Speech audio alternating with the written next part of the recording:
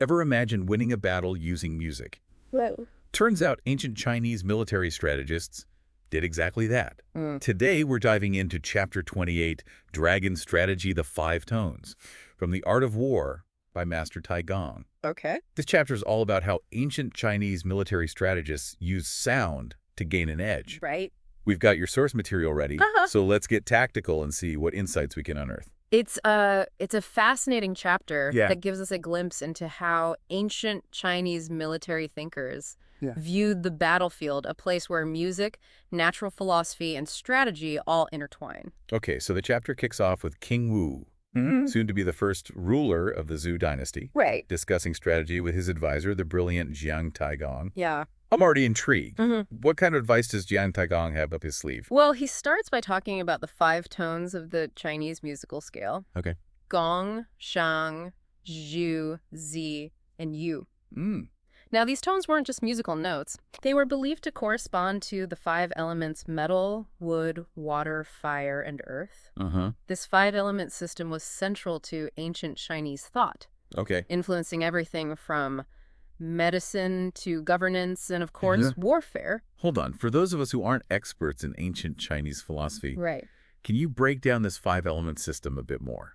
Absolutely. Each element was believed to have a certain energy and a conquering force over another. Okay. For example, water could extinguish fire, Right. metal could chop wood, and so on. Mm. This created a dynamic cycle of interaction, Yeah. a kind of cosmic dance, if you will. I'm starting to see how this could tie into military strategy. So did they try to play loud gong tones to overpower an enemy who was resonating with a wood element? Not quite. It wasn't about literally playing music on the battlefield. Nope. Jiang Taigong describes a much more subtle approach. Uh-huh. He suggests sending light cavalry on a secret mission at night to approach the enemy camp.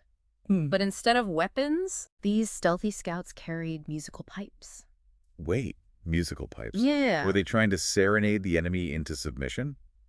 Actually, they were listening, not playing. Oh, okay. The cavalry would shout to startle the enemy, Ugh. and then listen carefully through the pipes to hear which tone resonated most strongly in response. I'm picturing these spies creeping around in the dark listening for clues. Right. It's almost like an ancient form of sonar, Yeah. using sound to probe the enemy's state. That's a great analogy. Okay. And each resonating tone had a specific meaning, often associated with a symbolic animal. For example, the Zhu tone was linked to the white tiger, Right. Zi to the black tortoise, Sheng to the vermilion bird, Okay. and Yu to the azure dragon. And if no particular tone resonated, it was considered the gong tone associated with the green dragon. Okay, so they've got these symbolic animals linked to tones. Right. But how did this information actually translate into battlefield strategy? If they heard, say, a lot of black tortoise energy coming from the enemy camp, Right. what did that tell them? That's where it gets really interesting. The chapter itself doesn't explicitly lay out the tactical interpretations of each animal. Okay. However, Yeah. by delving into other ancient Chinese texts and historical contexts, we might be able to piece together some potential interpretations. Right. For example, the black tortoise was often associated with defense and steadfastness. Okay. Hearing a dominant Z tone might suggest the enemy was preparing for a strong defensive strategy, perhaps hunkering down behind fortifications. That makes it. It's like trying to crack a code, looking for clues hidden within these ancient symbols. So if the black tortoise represented a defensive stance, Right. what about the white tiger?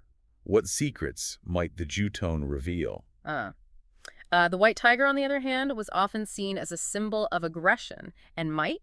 Hearing a strong Zhu tone from the enemy camp could suggest they were planning an offensive maneuver, ready to pounce like a tiger on its prey. So by carefully listening to these resonating tones, King Wu's forces could anticipate the enemy's moves Right. and adapt their own strategy accordingly. Exactly. It's like they were trying to read the enemy's mind through sound. Precisely. Wow. But Jiang Taigong didn't stop there. Oh, He goes on to emphasize that sound wasn't the whole picture. okay. He believed it was crucial to combine these auditory clues with keen visual observation.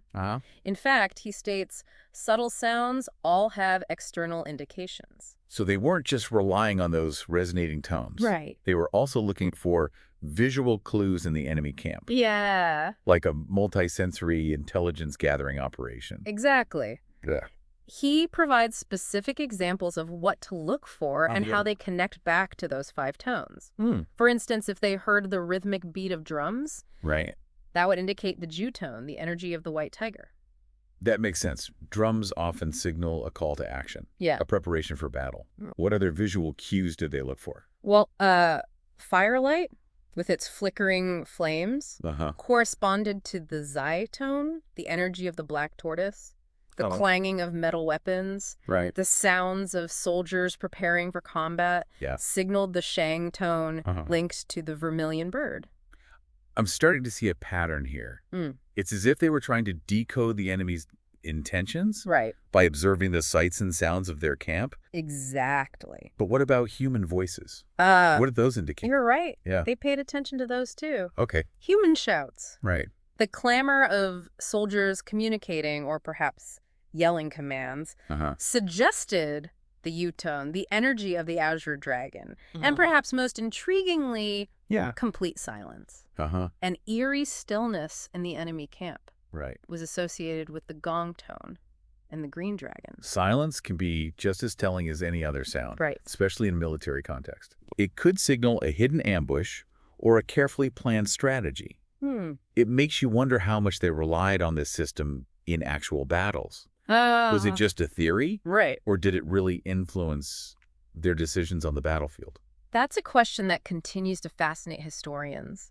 While we don't have detailed accounts of specific battles where these methods were definitively used and proved decisive, the fact that this knowledge was carefully documented and passed down through generations suggests it held real value for them. It's like a window into their mindset, how they viewed the interconnectedness of things, the interplay of energy and action. Right.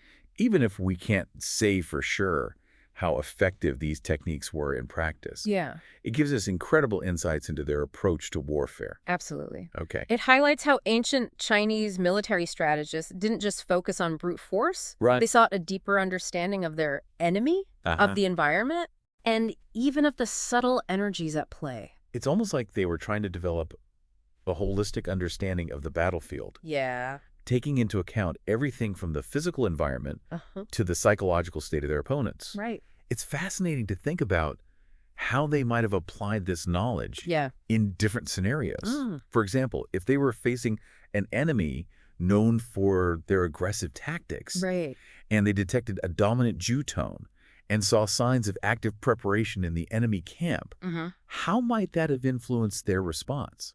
That's a great question. Yeah. In such a situation, Okay. knowing the enemy was likely preparing for an offensive maneuver might have prompted King Wu's forces to strengthen their defenses, prepare for a preemptive strike, or even devise a strategy to exploit the enemy's aggression. Right. It's all about using the information gathered to gain an advantage and adapt to the ever-changing dynamics of the battlefield. So even though we may not have all the answers about how these techniques were used in specific historical battles, the chapter still offers valuable lessons about the importance of careful observation and strategic thinking. Exactly. Okay. And it raises some intriguing questions for us today. If they believed so strongly in the power of sound and observation to gain an advantage, what can we learn from that? Yeah. How can we apply those principles of careful listening and observation in our own lives, even if we're not facing an army? That's such a thought-provoking point. In a world that's often filled with noise and distractions, it's easy to miss those subtle signals that might hold valuable insights. It makes you think about all the ways we could benefit from cultivating a more attuned and observant mindset. Whether we're navigating complex negotiations, building relationships, or simply trying to make sense of the world around us. It's like they were saying, don't just react to what's right in front of you. Listen to the whispers. Look for the patterns and use that knowledge to anticipate what's coming next. Precisely. It's a timeless lesson about the power of observation and interpretation. Think about it this way. It's kind of like how a good poker player observes their opponent's tells, those subtle gestures or expressions that might reveal their hand. The ancient Chinese were doing the same thing, but with sound and visual cues on the battlefield. So, to sum it all up, What's the key takeaway you think our listeners should walk away with from this deep dive into Dragon Strategy, the Five Tones? I think it's the reminder that knowledge is power.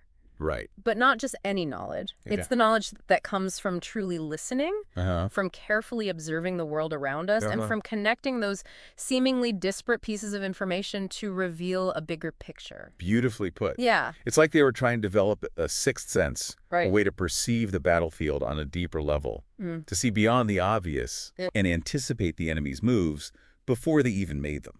And that's an incredibly powerful approach. Right. Even beyond the realm of warfare. Okay. Think about how it could apply to your own life, your own challenges. Yeah. What subtle signals are you missing? Right. What connections haven't you made yet? This has been such a fascinating deep dive. It really has. Who knew that music could be a weapon of war? Right.